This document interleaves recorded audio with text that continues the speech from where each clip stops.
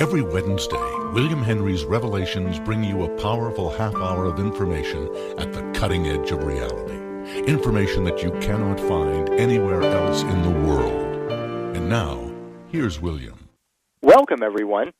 As you listen to this interview, perhaps you're sitting in a chair in your living room or at your desk or on a crowded airplane bound for London. Now, says writer Sherry Baker, dig a little deeper, focus inward, and ask yourself this. What is the location of your internal being, your sense of self, that most essential I? Sure, she says, you exist in your body and your head, presumably itself ensconced someplace particular in the world, but what if all that were secondary? What if your perception could be altered so that you could be anyone and any place at all, leaving without traveling? Imagine no TSA, no hot airplanes, no lost luggage, crappy airline, food. If teleporting through space or traveling the world at will sounds appealing to you, you'll want to read Sherry Baker's feature article, 5 Ways to Leave Your Body, in June's Discover magazine. We're fortunate to have her with us today to discuss teleportation from a neuroscientific perspective and just how close we are, maybe, to getting new bodies. Sherry has written over 3,000 features, done interviews and columns that have been published in local, national, and international magazines, newspapers, and newsletters, including Newsweek, Health, the Atlanta Journal and Constitution, Mom, Yoga Journal, Optometry Atlanta, on and on it goes. But for 16 years, Sherry wrote for that dear and wonderful magazine, Omni. Today, she freelances for Discover and other publications, and you can find her pieces at discovermagazine.com. We welcome Sherry Baker to Revelations. Welcome, Sherry. Hi, I'm delighted to talk to you today, and I love your show, and I listen every week faithfully, so I'm delighted. It's absolutely an honor and wonderful to know you're out there, Sherry, and listening. I really appreciate that. Thank you. So your bio, let's just have to talk about Omni for a minute. Okay. You know, I grew up in the pre-internet age when you used to go to the newsstand once a month looking for your favorite newspaper or magazines, and Omni was definitely on that list. What a special magazine. Absolutely, and every time I mention that I wrote for Omni, I don't care who I'm talking to, their eyes light up, and that was my favorite magazine. Or, you know, it was so far ahead of its time. It's really sad that it's gone because I miss it. A real trailblazer magazine at a time when it used to be there were just specialty magazines for scientists, and then all of a sudden Omni comes along and is building a bridge to the non-professional scientist and to the general public, and really kind of created a whole new genre in a way. Absolutely, and the other thing that we did was we did not poo-poo the subjects that were outside of mainstream science. They were treated with the same seriousness, and covered just as deeply things like UFOs and paranormal experiences would be side by side with things like organoids, which I wrote a feature about, or human hibernation. I wrote a feature about that. And so it didn't have that sense of, oh, there's real science over here, and then there's this woo-woo fake science over there, where there certainly is woo-woo fake science, and there certainly is bad, quote, real science.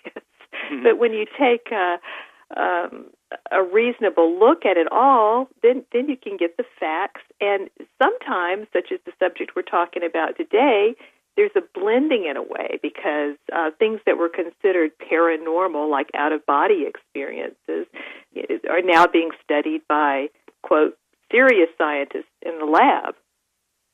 Well, and back then, too, there wasn't a yoga shop on every corner either, and it seems like there's been this immense shift in our consciousness. Did you ever dream it would happen so quickly or so massively as it's unfolding now?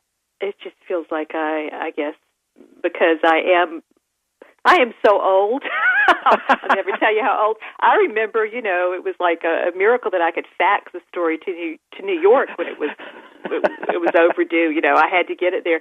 And now we're just swept away with the whole technology and swept into it. It's changed our lives, and it's been a flow and so quickly.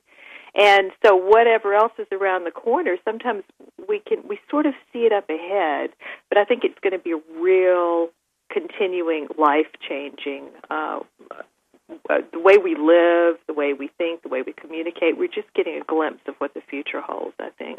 Yeah, and this is why it's so fascinating for me to talk with you, Sherry. I mean, you have this. You've been there. You were part of the early wave, if you will, of individuals that are asking these questions, probing these areas, and now all of a sudden you're writing about body swapping and teleportation techniques, and it's no longer, hey, maybe in 20 years we'll be able to do this. It's now happening in labs and coming to, if not Walmart, certainly maybe Best Buy in the next few years, new kinds of technologies that are going to be revolutionary and aimed at our bodies. So let's talk about what you found. You wrote this wonderful article for Discover, 5 Ways to Leave Your Body and How to Teleport Through Space and Time at Will with Out-of-Body Technology. Walk us into this. Okay, I wanted to encourage people to read the article, of course, and I like the article, but honest to goodness, William, it's just a tiny bit of this huge subject. It's so fascinating to me. In various labs, and these are primarily in Europe, there are people in different disciplines, neuroscientists, psychologists, psychiatrists, computer scientists, and physicists. All these people are working both individually and in consortiums, which, by the way, the EU government is funding some of these projects that we can talk about later. We have to talk about that, yeah, because the U.S. government has also got a hand in promoting some of these technologies, some of these, yes. Yeah. Especially like DARPA, but and individually and collectively, they're working on different projects, and some of the things that they found out, I talk to these scientists, and they tell me these amazing things, but the bottom line is they really don't understand what exactly is happening. They can say this part of the brain is active, or we're getting this, or we're getting that, but they will tell you that one of the things they have discovered is it raises this whole issue of what is reality? What is the reality we think is reality? Because our brain fills things in, accepts things that we see and perceive, and can accept things that are not, quote, reality as real, but it begs the question, what's actual reality? And some of this research started back in the 90s with what's become a very classic experiment where some scientists, psychologists found that you can trick the body, trick the brain into accepting a fake hand or a fake arm as part of your body temporarily. So you're not hooked up with any nerves or anything. There's just a dummy arm beside you and somebody stroking your real arm, but you can't see it. You see the fake arm, and you actually feel that the fake arm's being stroked. And later experiments showed that if you attacked that fake arm, and people know that's a fake arm. They're not being tricked to think that that's their real arm. They know that's a fake arm, but they're terrified. Somebody's going to stab them, and they have physiological responses. So what this showed was the mind, the brain, can accept an appendage, something that's not connected to it, and really believe it's real. So from that also dovetailed into research into phantom limbs, where people will be amputees, and they actually still see sometimes a phantom limb, and they feel that they can touch things with it, and they hurt. Their phantom limb pain is a big problem. So that's another part of this. So it's real to them. There's stuff going on in the brain that it indicates they still have an arm, but they don't. And so again, it's like, what is real? And then there was a woman who was having epileptic seizures that were just, they couldn't stop them, they couldn't control them, and sometimes they do brain surgery and put a little tiny scar that in the area of the brain that's causing the seizure to help people like that. And Olaf Blanke was doing his residency then in neurology, and he was preparing her for surgery. And they were stimulating her brain with a very low current of electricity to try to find out exactly where the seizures were happening, to induce a seizure. And the woman said, I don't know if I should tell you this or not. I'm floating out of my body looking down on you. And Dr. Blanke told me, he said, he was busy, he's young. He's like, yeah, okay, tell us if it happens again. And they went on with their work, and they get to this same spot. She goes, I'm floating out of my body again. And he was really getting annoyed. And then he realized, no, this is something we can repeat. She doesn't know where we're stimulating her brain. Incredible. And so he started pursuing that, and he said he was always interested in, reports of out-of-body things. He just didn't think of it as something you could measure and, how real is this? This is something you measure in a lab, and it turns out you can. But it turns out you do not have to stimulate people's brains with electric currents to get this sensation. You can go back to the research from the phantom limb, the stroking the body, and the fake limb. They took that research, they applied it to an avatar, seeing an avatar stroked while your back's being stroked, and various other technologies that they found could induce out-of-body experiences. Well, and this opens up all kinds of possibilities, doesn't it? Mm-hmm. I mean, almost the one thing that's going through my mind is, well, they've discovered some kind of a amazing new entertainment experience in a way. Oh, yeah, they're working on that, too. And then a whole other part of this research that dovetails into some of the scientists I'm talking about, they're collaborating, is virtual reality. Sure. And Mel Slater, he has labs at the University of Barcelona and at University College in London. I mean, what it's like because you're a writer too. You have all this wonderful information. You can't get it all in your story. But I talked to him at length, and he had an interesting personal story too, because here he was, a computer scientist, and he went to some meeting and he tried virtual reality. This was in the early 90s, and he's like, yeah, I see all these pixels, and big deal. And he said, all of a sudden, he was someplace else, and he was telling himself, I'm not, I can't be. This is virtual reality. But it was so life-changing because it was so real that he devoted himself to understanding virtual reality and making it more real. And now, it's just mind-blowing. He has created virtual reality settings where you cannot tell the difference, hello, the Matrix, whether it's real or not real, with the one exception of the tactile sensation. Mm. And he's working on that, and he's positive they're going to come up with a solution.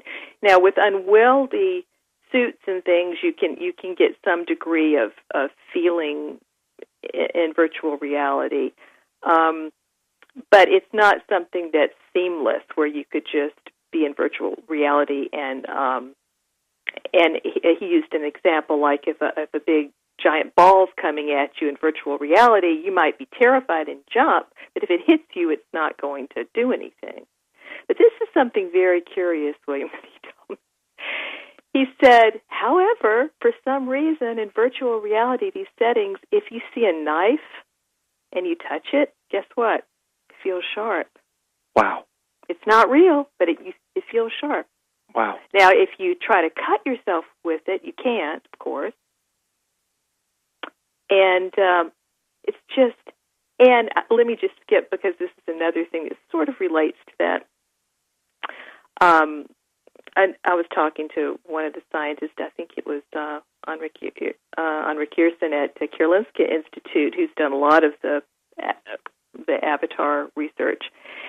And I know maybe it was Blanke. It doesn't really matter, but one of them told me that they found that it only works when you transfer the sense of self into another body, which they've also done with feeling that you're in a doll or in a giant, and we can get into how they do that in a minute. We're going to take a quick break in a moment. We'll come back and we'll talk about presence and the perception of self in that way. But go ahead and make the point you were making. He just said that that they learned that you couldn't do it unless it was something humanoid. And I suggested, well, would it work in an ape or something? And they said, yeah, I think so. And he said, but wait a minute. Actually, we found that out, that it had to be humanoid, because we tried to have people move their presence into metal cubes. And while it was a negative experiment, however, some of the people said they felt their backs felt rigid and metallic. Wow, fascinating. Isn't that strange? That is very strange. Sherry, we have to take a quick break. Sure. When we come back, let's talk a little bit more about that idea of presence and the perception of self and what's to come. Lots more to come. This is Revelations. We'll be right back. This is Revelations. We're talking with Sherry Baker. We're talking about her Discover Magazine article, 5 Ways to Leave Your Body. Sherry, just before the break, we had kind of waded into the avatar work that's being done around the world. And that is so fascinating because you're talking about, well, I mean, there are those, let me put it this way, there are those who think that over the next couple of decades, next 20 years, technology will advance so rapidly and to a point that human intelligence will be outperformed and overtaken by artificial intelligence. And in medicine, we're going to see ever more sophisticated computerized imaging techniques, maybe virtual reality healing techniques, widespread use of nanorobots delivering drugs and radiation, brain cells that are activated or made incredibly smarter by nanobots. And all this will lead to an inevitable moment, they say, in time called the singularity point, when AI and humankind combine to form a future that I think is beyond perhaps our wildest present comprehension or imaginings. Do you think we're headed for that singularity, Sherry? Well, actually, I talked to Ray Kurzweil for my Cyborg article I wrote a couple of years ago. I don't think that we can, I don't think there's any getting off of this flow towards the future, which involves brain-computer interfacing and more intelligent machines. Do I believe that machines will overtake human intelligence? I have no idea. I think it's key that we learn how to integrate our experience and intelligence with machines. But I don't think anybody, even as smart as Kurzweil is, we just don't know. The things I was talking about earlier don't involve anything implanted in the brain or anything like that. Some of those experiments involve virtual reality goggles where you're seeing something as you or have a physical sensation. But when I was talking about the different scientists from different fields working together in some of these consortiums, one thing they're working towards quite literally, and I mean this absolutely literally, is to take what they're learning about the brain being able to accept another object as real, to feel you're in another object, combine it with the brain-computer interfacing, and create avatars that are exactly like what you saw in the movie Avatar. Wow. And that's now. That's now. They're working on it. It has a name. I've pulled it up right here. It's called the Virtual Embodiment and Robotic Re-Embodiment. It's a 4-year EU collaborative project. It's already been underway for 2 years, and it's a consortium of European scientists. I believe, and this is off the top of my head, I believe it's 17,000 scientists in all. Wow. And they're working to create humanoid robots that are controlled through brain-computer interfaces. And when I asked Mel Slater what the specific goal was, yes, he wonderful said question. To allow a paralyzed person or anybody's presence to move through and experience the world. And he said, we will embody people in robots just like in the movie Avatar. And he said, we're going to do it. Gosh, let me just put my head back on it. Spun off, and it's over there in the corner they're working right now. on it. It's here. I mean, I could show you where to go look it up in his lab. They're working on it. And they know that the robotics are primitive in compared to what they need long term, but they're working on it. And in some ways, had I not written this article, I would think the robots would be the least of it. You know, the most difficult thing would be to get the idea that you can get what you are inside in your brain to be in that robot. But it's not actually. I think it's more the robotics that's going to be more difficult. But they're working on it. They're going to do it. I don't know if you saw in the news recently, there was a robot that has just been created, and this is slightly off the subject, but in terms of robotic advancements, that learns by talking to people. It's not programmed with words. It's programmed with sounds, and it learns language through speaking with people. Wow. So, again, you know, the question that you raised after the break, we're just on this trajectory, and I don't think anybody can say where it's going to end up, but there's no stopping it. Yeah, I mean, where do we go from here? God only knows. But religious prophecy, especially Christian prophecy, talks of new bodies that await humanity in a place they refer to as heaven. Christ returns in the cloud, and you start looking around at all this high-tech terminology. The new name for the Internet is the cloud. They are creating a form of heaven where avatars will be downloaded into this new realm. We will gain new bodies, and the old will die. And you just wonder, is this the manifestation of these prophecies, or is this just something coming out of human consciousness right now? And are there, I mean, you've talked with the scientists. I mean, right away you're raising all kinds of ethics questions, values questions. Any conversations in those regards? Absolutely. Yeah. And again, this is the kind of thing. So I'm really interested in writing a book on this subject because it's just huge. It's huge, and it's so fascinating. Of course, they talk about the ethics, but some of the things they raise are things that didn't even cross my mind. For example, let's say a child spends 12 hours a day in virtual reality. Well, what is your first reaction? It's probably that's a bad thing, right? That wouldn't be healthy. But we don't know. I mean, Olive Blanke said, of course that's what we say, but we don't know. The brain is very plastic, as we've learned. This what is the actually brain, doing Sherry? something I mean, to our line, evolution. Yeah, pardon me. What is the brain exactly? I mean, you used to think of it as in a computer sense. It used to be thought of as sort of a plumbing system. Freud developed his whole theory of psychoanalysis based on the model of plumbing. What is the brain? When these guys are talking about it, what is it? Well, it's a lot of cells that are specialized in different areas, and they communicate together. And unfortunately, it's not something that appears that you can just, with our wonderful imaging, that you can do an MRI or a CT scan and say, oh, right there, that's lit up, so that's what's going on here. Because there's communication throughout the brain. These cells send signals, and they send the neural signals. That's why brain-computer interfacing works, because they have found how to decode some of the specific signals, and they can therefore broadcast them quite literally. I've seen this done with someone who was locked in and was thinking words and had the computer speak. Wow. That's or sounds. I think he could.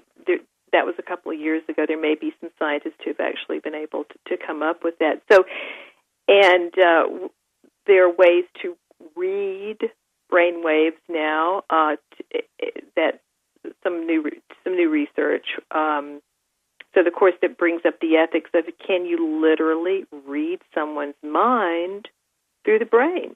And then, from what you're thinking and from what signals the brain's producing, well, yeah, you probably can. Actually, you can. The technology's not widespread, and we don't know all about how this works yet. So that brings up all sorts of ethical questions. And here's something else about the ethics. Mel Slater has developed, as I said, virtual reality that's so real that it's already being used to treat people with phobias. Wow, fantastic. Social phobias, even. Let's say he gave an example. A man terrified of talking to women. but he goes into a virtual reality setting, and it's so real, and he meets women who are friendly and who are nice, and it helps them enormously. And another use is for stage fright. People speak to a virtual audience in virtual reality, and when the people are receptive, they get over their stage fright.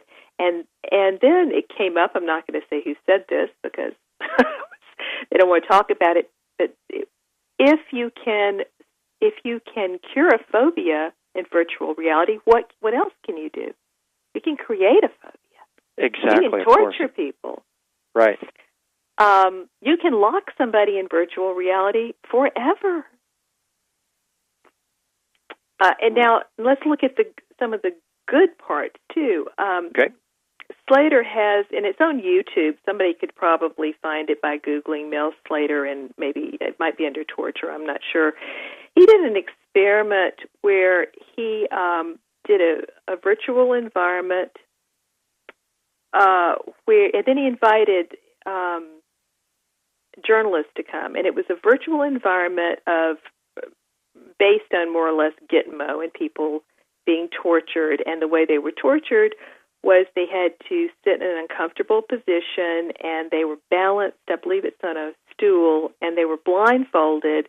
And so you're afraid, if you were that person, that if you moved a little bit, you would fall. And you could hear in the background people crying and just gut-wrenching cries. And so people were put into virtual reality, and you saw them. They're sitting in a regular chair, and they have the virtual reality goggles, and they just put your hands behind your back. They weren't really tied. But the virtual reality was so real, these journalists felt like they were really there. But the crazy part is, for me, I guess I'm a too empathetic person. I'm just looking at this on YouTube, okay? I'm not in virtual reality. I was feeling getting it, right? so anxious and so upset. But the point of doing that was, if you could send a journalist, forget the politics about torture or whatever for now. If you could have them experience something, they could report on it perhaps, maybe something historical even, by feeling they were really there. Absolutely fascinating. More and more scientists are speculating that we actually live in a virtual reality or holographic universe. So now we're like tunneling inward, aren't we? Right. And as I said, that raises questions. People have said we don't really know what really is real. How do we define reality? When you mentioned some of the things like the nanotechnology and using virtual reality in medicine, one of the other benefits of this is, well, first of all, some of this research came out of telepresence and remote operating, where a doctor would be controlling an operation at a remote distance robotically. But using this technology, the doctor can feel that he's inside the brain directing an operation. Wow. Olaf Blanke said he saw it as a really good tool for teaching neurology too, because it's very different to dissect a brain and to see imaging of a brain, because the brain is so complicated. What if you could go in it and see how these electrical charges are working and signals are going and go inside the layers? That is the kind of thing they're talking about. Let's talk about space travel. Oh, do we have time? Yeah, we've got a couple of minutes left. Tease us with that, and we'll come back to it another time. It's absolutely fascinating. Okay. Another project that the EU is sponsoring, again, is called Hyperspace. Mm-hmm. And they want to create a way so that if you're in a crowded plane, you're uncomfortable, you actually enter into this virtual reality and you're comfortable. And but the top application is for space travel, where astronauts are on these long trips, and they would be able to take a break. It's really very much like Star Trek, and go to another location virtually. But you could also send a robot down to Mars, and the astronaut would be safe on the orbiting spacecraft, but could be experiencing, exploring, because he would be embodied in that robot. What an amazing concept, and maybe even to think that some advanced culture visited here long, long ago and utilized similar means. It's incredible the gateway that is opened. And Sherry, thank you very much for putting us right in front of that gate this morning during this interview. I can't wait to see where you go with this. I'm going to wish you all the best luck with your book, and I hope we can talk again soon, and you'll keep us informed on your further explorations and investigations onto this cutting edge of this remarkable technology. Thank you, William. I enjoyed it. Our pleasure. This has been Revelations. Thank you very much for listening. Attending a William Henry presentation is unforgettable. Keep up with his schedule at williamhenry.net. You've been listening to William Henry's Revelations on Dreamland Radio. Next Wednesday, another cutting-edge revelation from William Henry.